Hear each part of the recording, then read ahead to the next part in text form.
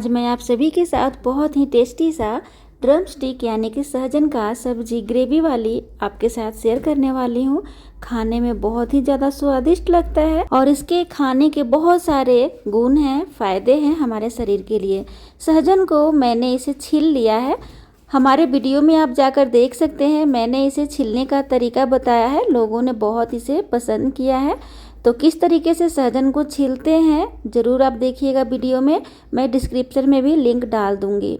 तो सबसे पहले सहजन का सब्जी बनाने के लिए इसे तेल के साथ फ्राई करना बहुत ज़्यादा ज़रूरी है। फ्राई हो रहा है, साथ में मैं यहाँ पे 2 इंच जिंजर यानी कि अदरक ली हूँ, 5 से 6 कलियाँ लहसुन का और अपने तीखा के अनुसार हरी मिर्च लिया है। और दोस्तों इसे हरी मिर्च में बनाइएगा, बहुत ज़्यादा टेस्टी लगता है। 2 कटा हुआ प्याज और 2 टमाटर, सभी को एक साथ बारीक चॉप कर लेंगे। अगर आपके पास चॉपर नहीं है तो आप इसे कूट लीजिएगा या फिर मिक्सी जार में बिना पानी डाले इसे क्रश कर लीजिएगा। देखिए हमारा सहजन भी इस तरीके से भून चुका है। तो आपको सहजन इस तरीके से फ्राई कर लेना है। सहजन को अगर फ्राई करके सब्जी नहीं बनाते हैं ना तो फिर वो सही नहीं बनता है, उसका टेस्ट थोड़ा अलग हो जाता है। तो काफ़ी उसे फ्राई कर लेना ज़रूरी है। सहजन को मैंने निकाल लिया है फ्राई करके। यहाँ पे सरसों तेल में मैंने थोड़ा सा जीरा और एक प्याज को बहुत ही अच्छा से भून लिया है। जब अच्छे से प्याज भून जाए यानी कि फ्राई हो जाए तो हमने जो चॉप किया था टमाटर, प्याज, अदरक, मिर्च और लहसुन को, उसे भी इसमें भून लेंगे।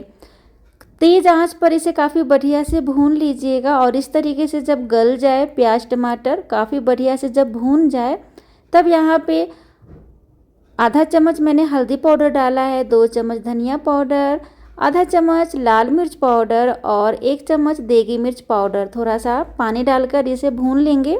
देगी मिर्च पाउडर डालने से सब्जी का कलर काफ़ी बढ़िया आ जाता है। और धीमी धीमी आंच पर इन मसालों को भून लेना है। और देखिए दोस्तों, इसे काफ़ी बढ़िया से भून लेना ज़रूरी है, तभी इसमें अच्छा सा फ्लेवर आ जाएगा।